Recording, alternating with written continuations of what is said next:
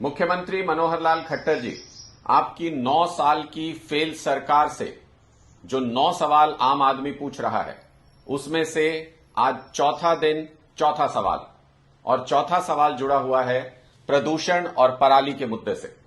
मुख्यमंत्री जी, आज सुबह जब आप उठे, जब हरियाणा के लोग उठे, तो पूरे देश के सबसे प्रदूषित 12 शहरों में से 6 शहर हरियाणा के थे।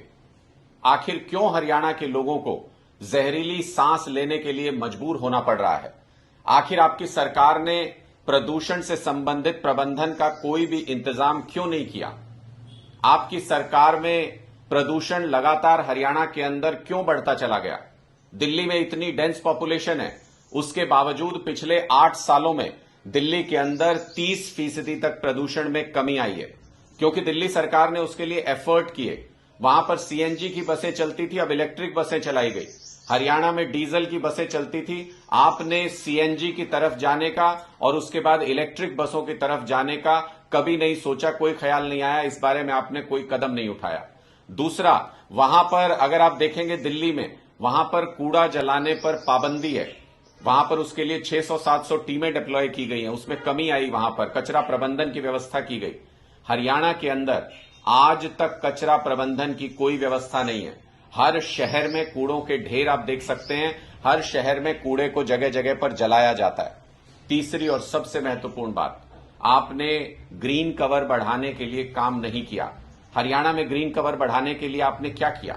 इसी तरीके से जब पराली की समस्या हर साल हरियाणा के सामने आती है, तो आप जो पीड़ित किसान हैं उन्हीं को दोषी बताकर उनके ऊपर सारा दोष मढ़ के आप अपने सर से वो जिम्मेदारी उतार लेते हैं।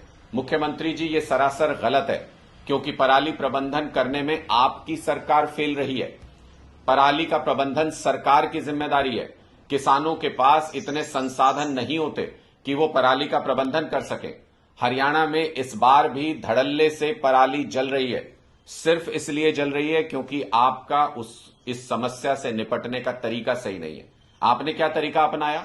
आपने किसानों के ऊपर एफआईआर दर्ज कर दी, 550 से ज्यादा किसानों पे एफआईआर, फाइन लगा दिया, 15 लाख रुपए पेनल्टी आपने लगा दी। कहां से भरेगा किसान ये पेनल्टी? उसके पास तो अपने जीवन यापन के लिए ही पैसा नहीं है। एमएसपी आप फसलों का दिला नहीं पा रहे हैं।